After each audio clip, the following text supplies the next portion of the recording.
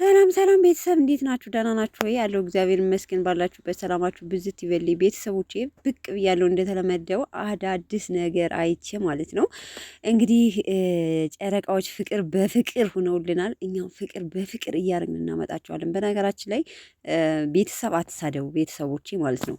የሆነ ዩቲዩበር እዚህ ጋር ለኛ እሱ የሚሰራው ስራ ለኛ ባይመቸንም እሱን እንጂ እንደፈለጋችሁ መሳደብ፣ ቤተሰብ ፎቶ መዘግዘቅ፣ እናት አባት መዘግዘቅ ተገቢ አይደለም እና ወንድማችን ሀሰን ሰሞኑን ማለት ነው እንግዲህ ሀይሚና ብሩኬን ማለት እሱ ለሀይሚ ወንድሟ ነኝ፣ የሀይሚ መከታ ነኝ፣ እኔ ያለውላት ለምን እንደዚህ ያደርጋታል ብሎ በመሀል ጣልቃ ገብቶ ያው አስታረኩ እያለ አለያይቶብናል። እና እኛ ባየነው ስታንዳርድ እሱ ስህተት ነው፣ በቃ አታለያይብን፣ ከቻልክ አስታርቅልን፣ ካለዛ አታለያይብን ብለን፣ አንዳንዶቹ ደግሞ ጭራሽ አባትም ከመዘግዘግ ከመሳደብም ደርሰዋል።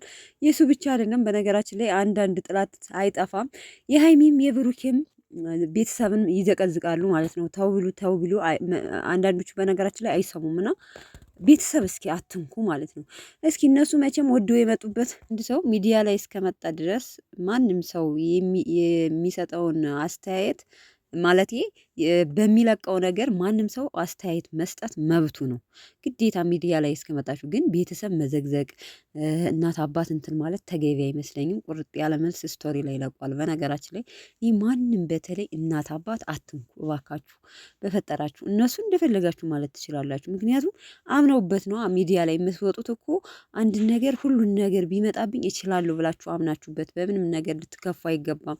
ነገር ግን እናት አባት ሲነካባችሁ በጣም ነው የሚያመው፣ እውነት ለመናገር ማለት ነው። አንድ ሰው ባልሰራው ስራ ስተሰራ ተብሎ እናት አባት መዘግዘግ የለበትም።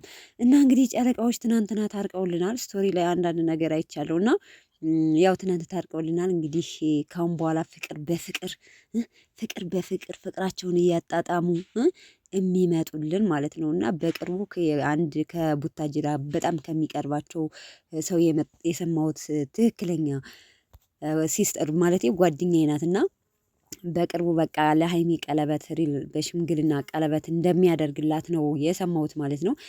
ታያላችሁ በቅርቡ ቀለበት ፕሮግራም ጠብቁ ማለት ነው። እንዲህ ለዩቱብ ተንበርክኮ ታገቢኛለች ሳይሆን በቃ ቤተሰብ ይዞ ሽምግልና ከሀይሚ ከነ አብርሽ ከነ ኤፍሬም ሂዶ በቃ ከጋሽ ሂዶ በቃ ልጅህን ላገባ ነው ፍቀድልኝ ብለው እንግዲህ በቅርቡ ሪለኝ ትክክለኛ ቀለበት እንደሚያደርግላት ብሩኬ እመኑኝ። ከዛ ቀለበት ከተደረገ በኋላ ደግሞ ወደ ጋብቻው ይኬዳል። ከጋብቻ ደግሞ ወደ ልጅ በስማ አይታወቅም። ግን የፈጣሪ ስራ እንግዲህ ቀድሞም ልጅ ሊመጣ ይችላል፣ አይታወቅም። ሰምታችኋል።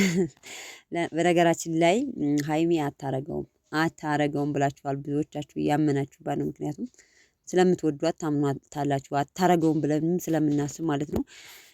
እና ቤተሰብ ምሽት በአዲስ ነገር እንጠብቃለን። ወዳችኋለሁ። መልካም ቆይታ። ባይ ባይ